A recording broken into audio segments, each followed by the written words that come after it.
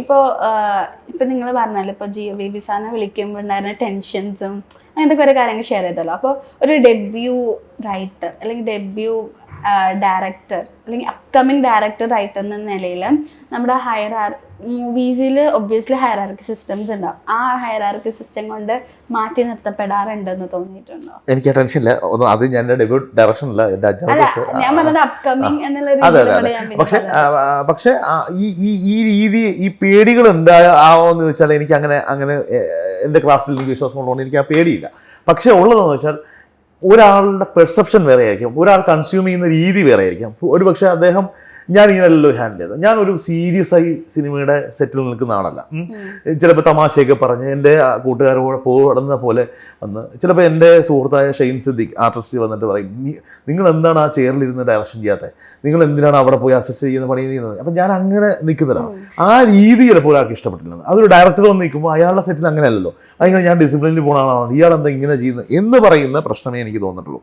ക്രാഫ്റ്റിന്മേലെ എനിക്ക് പ്രശ്നം തോന്നാറില്ല, ഞാൻ അതിൽ ഭയങ്കര കോൺഫിഡൻ്റ് ആയ ആളാണ്. പക്ഷേ ഈ ഏരിയയിൽ എനിക്കത് വന്ന് ഞാൻ അജയ് വാസുദേവിന് വെച്ചൊരു വെബ് സീരീസ് ഇട്ടു. അജയേട്ടനും പോയി കഴിയുമ്പോൾ എന്നോട് ഭയങ്കര ഹാപ്പി ആയിട്ടാണ് തിരിച്ചു പോകുന്നത്. പക്ഷെ അത് മുമ്പ് ഇത് എങ്ങനെ മാനേജ് ചെയ്യപ്പെടും, ഈ ഡിഫറൻസ് അല്ലെങ്കിൽ ഈ കോൺഫ്ലിക്ട്സ് എങ്ങനെ മാനേജ് ചെയ്യപ്പെടുമെന്ന വിഷയം മാമിന് എന്താ തോന്നുന്നത്? ഇങ്ങനെ ഉണ്ടാവും അല്ലെങ്കിൽ ഇങ്ങനെ എന്തെങ്കിലും ഫേസ് ചെയ്തിട്ടുണ്ടോ എന്തെങ്കിലും? ഇതെന്റെ ആദ്യത്തെ വർക്കാണ്, എന്റെ സ്വന്തം പ്രൊഡക്ഷനാണ്. അപ്പൊ അതുകൊണ്ട് ഞാനിവിടെ സേഫ് സോണിലായിരുന്നു.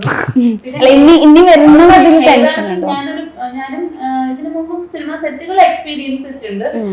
സിനിമയുടെ ഹൈറാർക്കി എന്ന് പറയുന്നത് ഒരു റിയാലിറ്റിയാണ്.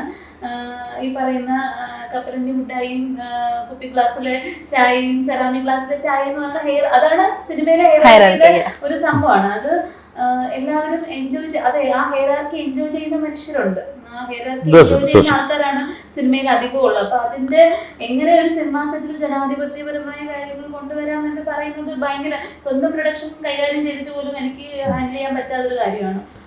ഇത്രയും പ്രോഗ്രസീവായി അല്ലെങ്കിൽ ജനാധിപത്യത്തെ പറ്റി എപ്പോഴും സംസാരിക്കുന്ന ഒരാളാണ് ഞാൻ. എനിക്ക് പോലും ചില സമയങ്ങളിൽ ഈ സിനിമയുടെ കണ്ടീഷനിങ് അങ്ങനെയാണ്, നമ്മുടെ സിനിമാ സെറ്റുകളുടെ കണ്ടീഷനിങ് അങ്ങനെയാണ്. അതിനെ ബ്രേക്ക് ചെയ്യാൻ എനിക്ക് സാധിച്ചു. ആ ലെവൽ ഓഫ് ഹൈറാർക്കിയെ കുറിച്ചല്ല ഞാൻ ചർച്ച ചെയ്തത്, ഞാൻ ക്രാഫ്റ്റ് വൈസ് ഉള്ളതാണ്. ആ level of hierarchy definitely there. അത് നമുക്ക് ഒരാൾക്ക് വന്ന് ബ്രേക്ക് ചെയ്ത് മാറ്റാൻ പറ്റില്ല. പക്ഷെ എനിക്കിപ്പോൾ സ്റ്റീൽ ഗ്ലാസ്സിൽ ചായ കുടിക്കാൻ തയ്യാറായിട്ട് ഞാൻ സ്റ്റീൽ ഗ്ലാസ് വാങ്ങിച്ചു കുടിക്കുന്ന ആളാണ്. അങ്ങനെ അത് കാണിച്ചു കൊടുക്കാനേ പറ്റുള്ളൂ. പക്ഷെ അതെല്ലാവരും ഫോളോ അപ്പ് ചെയ്തു. അപ്പോൾ അത് ഇതിങ്ങനെ സിസ്റ്റം മാറി വരും. തൊട്ടുകൂടായ്മ എന്ന് പറയുന്നതൊക്കെ മാറിയതുപോലെ ഇതും കുറെ കാലം കഴിയുമ്പോൾ മാറി വരും. ഇതങ്ങനെ അടിഞ്ഞുകൊണ്ടിരിക്കുകയാണ്. ഒരു സമൂഹത്തിന് ഒരുപാട് നാളെ ഇതൊന്നും ഹോൾഡ് ചെയ്യാനാവില്ല. പക്ഷെ ഞാൻ ക്രാഫ്റ്റ് വൈസ് ഉള്ള ഹൈറാർക്കി ഇല്ല എന്നാണ് ഞാൻ പറയുന്നത്. അതായത് ഒരാൾക്ക് ഒരു പോയിന്റ് ഓഫ് ടൈമിലേ അതുള്ളൂ, അത് കഴിഞ്ഞാൽ അയാളുടെ കഴിവിനനുസരിച്ച് അത് ബ്രേക്ക് ചെയ്യപ്പെടും എന്നാണ് ഞാൻ പറയുന്നത്. ഇപ്പോൾ നമ്മുടെ സിനിമ ഇങ്ങനെ റിലീസിന് ഒരുങ്ങുകയാണ് December 13 അല്ലേ? എന്ന് നമ്മുടെ പ്രേക്ഷകരോട് പറയാനുള്ളത്. സിനിമ കാണുക എന്ന് പറഞ്ഞാൽ ഏത് സോഴ്സിലൂടെയും നിങ്ങളിലേക്ക് അത് എത്തിക്കാൻ പറ്റും എന്നാണ് ഞാൻ പറയുന്നത്. അത് കാണാനുള്ളൊരു ത്വര ജനങ്ങൾക്കുണ്ടായാൽ മാത്രമേ ഇത് കാണുള്ളൂ. നമ്മളാരും പ്രാർത്ഥിച്ചിട്ട് പറഞ്ഞിട്ട് ആരും കാണില്ല. അപ്പോൾ അതുകൊണ്ട് അങ്ങനെ കാണണേ എന്നല്ല ഞാൻ പറയുന്നത്, കാണാനുള്ള എലമെന്റ്സ് ഇതിലുണ്ടെന്ന് ഞാൻ വിശ്വസിക്കുന്നു. നിങ്ങൾക്ക് തോന്നുകയാണെങ്കിൽ തീർച്ചയായിട്ടും ഈ സിനിമ കാണണം, അത്രേ ഉള്ളൂ. സിനിമ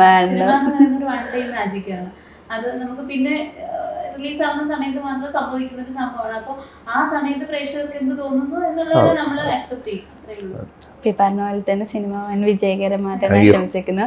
നിങ്ങളുടെ സൈഡിൽ നിന്ന് ഇനി നല്ല നല്ല പ്രൊജക്ട്സ് വരട്ടെ എന്ന് ആശംസിക്കുന്നു. Thank you so much. Thank you. Thank you.